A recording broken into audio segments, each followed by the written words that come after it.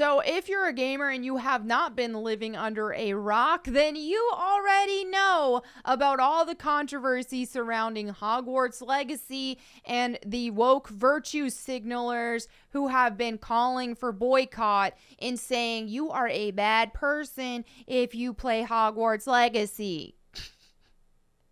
I've already made multiple videos on this, but today is a monumental one because game director Alan Tu, he addressed the controversy. Did he bend the knee? What did he say? Let's go ahead and dive into the video. So this comes to us from IGN. They said, as Harry Potter Hogwarts Legacy inches closer to release, game director Alan Tu addressed the controversy around J.K. Rowling's anti-transgender views without specifically mentioning the author. Okay, so what you'll find in this article here is them, of course, paint this author painting the picture of well, J.K. Rowling is transphobic, but this is what they said. Of course, they have to try to paint that picture, even though all she really cares about here is the safety of women and the safety of children. But this is where we're at, that saying men should not go into female restrooms or that men should not be beating up women in MMA sports. Apparently, that is a bigoted take. This is where we're at. Look at me. I'm agreeing with a feminist right now. I feel like we're in an upside down world, but because that is not common for me. But I digress. Let's go ahead and just get into the meat of the issue here. And leading up to release, obviously these boycotts have not been successful because, as we're seeing with pre-release data on Steam, the sales are going incredibly well for Hogwarts Legacy. And I imagine this also translates onto the other platforms as well. So this definitely isn't hurting them.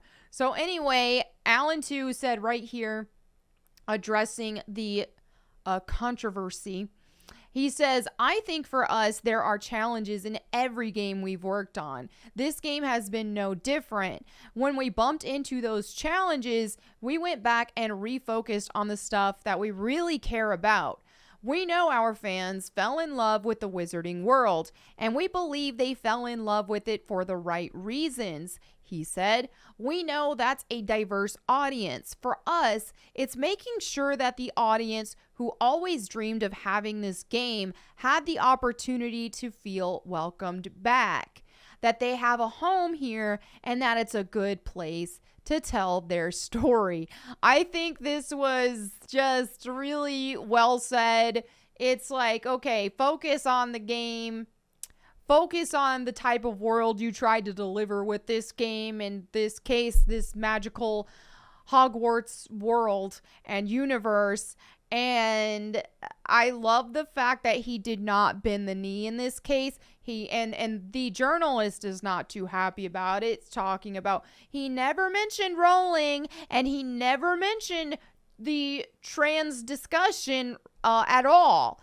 And I'm glad he didn't. Don't freaking bend the knee. Good job. The worst thing he could have done was bent the knee, because it wouldn't be enough for the woke mob. And it would do nothing but upset the people who have stood with the team at Avalanche. And speaking of the team at Avalanche, Troy Leavitt, he was former lead designer on Hogwarts Legacy, which I'll go into a little more about his situation after I read this tweet here. But he said, I worked for Avalanche for many years. The studio always shared its financial successes with its employees via generous bonuses. Buying Hogwarts Legacy primarily supports the people that made the game, which is true.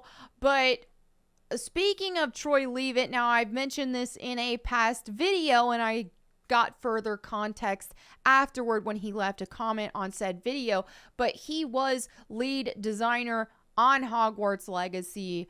a bunch of the woke mob dug into his stuff. As they do, they've got nothing better to do than dig in years in people's tweets history or anything else that they try to find. So anyway, they found that he had an old YouTube channel where he talked about social commentary topics, and he brought up certain issues such as how the feminist movement has been harming society, and he gave his opinions on that, which I agree with. But even if I didn't, I don't think a person having their own opinions warrants being fired from a company. But I digress. They tried to get him fired. He, according to his comment that he left on my prior video, he basically was already at the point where he was ready to retire anyway. He had some family stuff going on at the time, so he left. And yeah, so that I was just glad to hear that and he still has like a good relationship with Avalanche and the people involved, and he wishes success for Hogwarts Legacy, which makes me happy that he did maintain that positive relationship with those that he worked on the game with and put a lot of his hard work into as well. So that's good. But yeah, it's just baffling to me how people who are constantly preaching about inclusivity, they're only inclusive about stuff they agree with, which is not actually inclusive. All right. And so I also made this tweet earlier today because this topic is just all over the place again, especially given this article here, the Troy Leavitt tweet. And so I said, I was basically mocking them and being sarcastic. Said, if you play Hogwarts Legacy, you are a transphobe and financially supporting a TERF. Typed on an iPhone made by a slave child. This is just outlining the hypocrisy of it all. Right? It's Nina. I love Nina. Anyway, this is it's the hypocrisy of everything. And it just shows that their virtue signaling is performative, because if they truly were as virtuous as they like to pretend, then wouldn't they be focusing on some very big deal issues like child slavery? And I don't know, if you're not going to buy a product because somebody has a disagreement with you regarding the safety of women and children, then why wouldn't you I mean, it's kind of telling, honestly. They don't care about the safety of children, not with either of these things, but it's just the hypocrisy of it. That's the big point here. If you're going to be calling for boycott over a social thing, a social disagreement, then shouldn't you be boycotting even bigger deal issues like child slavery? And some people reply, well, what about you? What about you? Well, okay, first of all, I have a Samsung phone. They do not participate in child slavery. But even if regardless, I'm sure some of the parts in it are mined by kids, and it's an unfortunate situation that we are at. But the point of this whole thing is saying you're a hypocrite, okay? If you own a phone that was mined by children, the parts in it, or manufactured or put together, then you ain't got no business telling somebody not to buy some product because you disagree with somebody's social stance on whatever it may be. Okay?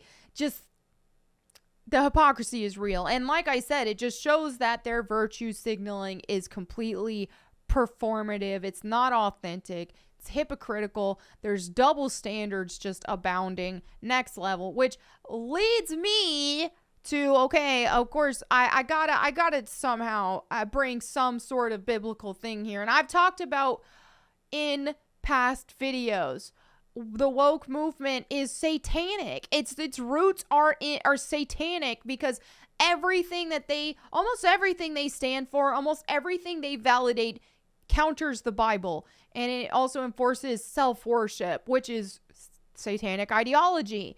Now, let's look at this is another example. The act of virtue signaling in general is another example of the very antithesis of the Bible.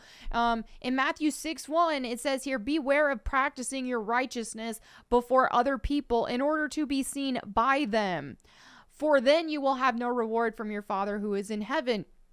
Now, obviously, as Christians, we read this, we think this applies, we're thinking of ourselves, like as Christians, how this applies to us. But this applies to people as a whole. The way I see it is what are we seeing out of the woke mob, the cancel brigade, all of this, is they are constantly putting out their righteousness in front of everybody. They are constantly doing everything they can to make themselves look as righteous and virtuous as possible. It is truly just a performative act.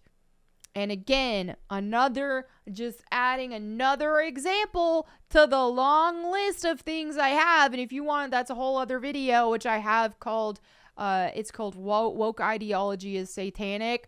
That's in my recent video history that I uploaded. But another example for the books, another example for the PowerPoint. All right. But anyway, that's what's going on there. Yes, and for those who have been asking, yes, I will absolutely be streaming Hogwarts Legacy. Right now I'm streaming Fire Emblem Engage on my Twitch channel at Melanie Mac, but I will be streaming Hogwarts Legacy as soon as it drops, and I will be the most chaotic Hufflepuff this world has ever seen. I look forward to it, but anyway, that's it for today's video. Thank you all so much for watching. Also, I want to give a reminder, in my last video, I pinned a comment on it. A lot of people have been reaching out to me on social media, through email, through this, that, or the other, saying, Melanie, there's scammers in your comments. There's scammers in your comments. Trust me, I know. Okay? Trust me. I am banning them multiple times every single day. And this is happening to a multitude of other YouTubers. In cases like this is where we're counting on you guys not to fall for it, because I can assure you, no YouTuber is going to leave a comment for an unannounced giveaway and ask you to text them on some app for your prize. It's not going to happen. So please do not fall for it. There's only so much I can do to keep these scammers out of my comments or out of any other social media. So I'm really counting on you guys to just not fall for it. But anyway, that's that. Thank you again for watching my video. I hope you all have a wonderful day. Let me know what you think in the comments below, and I will catch you next time. And in the meantime, go boom.